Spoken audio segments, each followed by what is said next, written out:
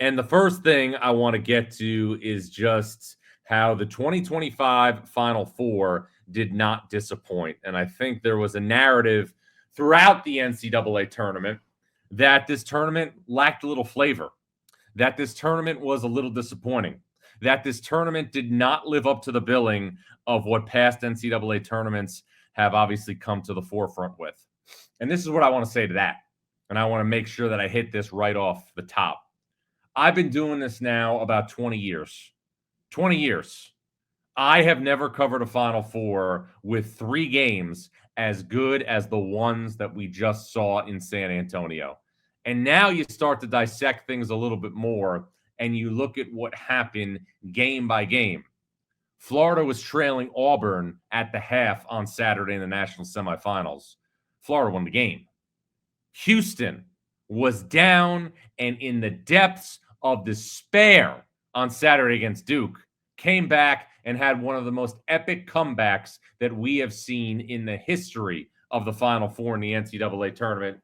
And then tonight, Florida, where its star player Walter Clayton Jr., and we'll get to him in a second, was struggling against Houston for the majority of 35 minutes, found a way to be a little bit more resilient and come back and give the Gators their first national championship since Billy Donovan won the second installment of a back-to-back title in 2007. So I want to make this really, really clear.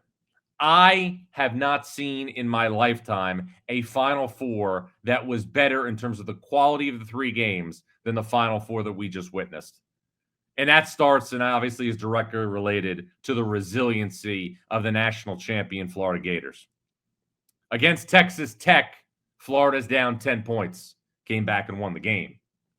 Against Auburn, Florida's down 9 points, came back and won the game.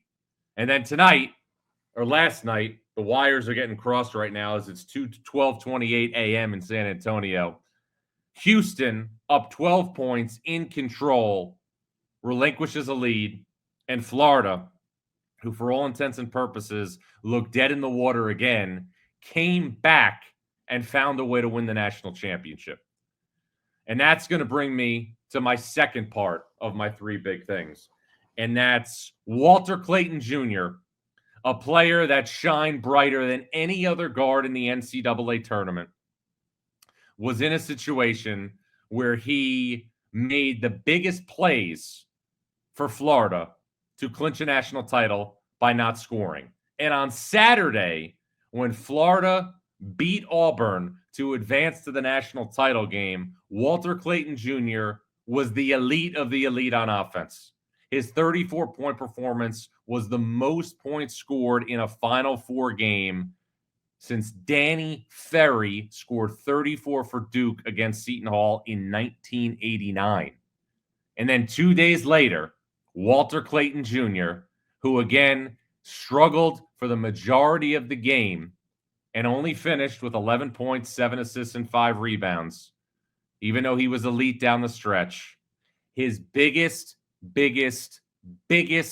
play of the game was the defense that he played on Emmanuel Sharp in the closing seconds on the final possession. Houston struggled mightily down the stretch to execute.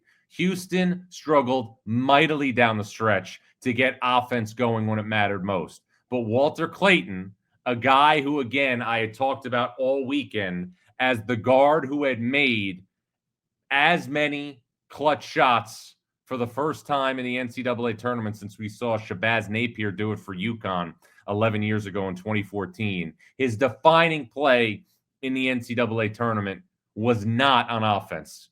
It was the defense that he played on Emmanuel Sharp on the closing play. And Houston, a team that was in firm position to win a national championship, did not even get a shot off. That was Walter Clayton Jr. And he then took Florida to a place that, again, it had not been since 2007 with Billy Donovan. And I think when you look now at the totality of everything, and I think this is really, really important to look at from a context perspective. In the last 31 years, 3 different head coaches. Lon Kruger, Billy Donovan, and Todd Golden now had won the right to play in the Final Four as Florida's head coach. But I wondered for a very, very long time, was Florida truly a great program?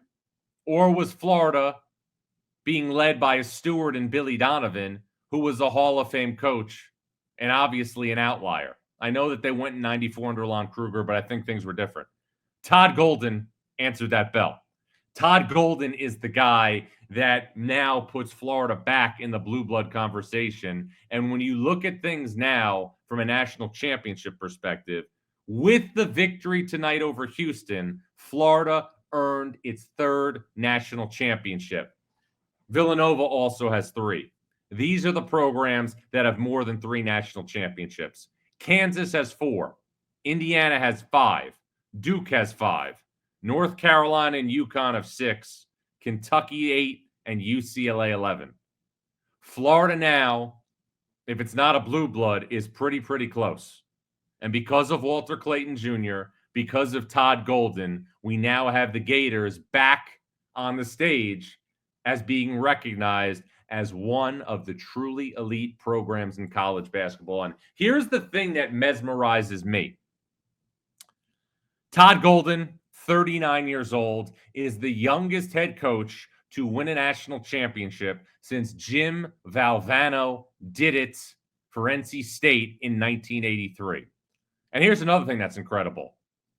Until this year, Todd Golden had never won an NCAA tournament game as a head coach. And this group of players on Florida had never won an NCAA tournament game together. It's not anarchy. It's just college basketball. But Florida, the most resilient team that we have seen in quite some time to win a national championship. Down 10 against Texas Tech. Down 9 in the national semifinals against Auburn. And down 12 tonight to Houston.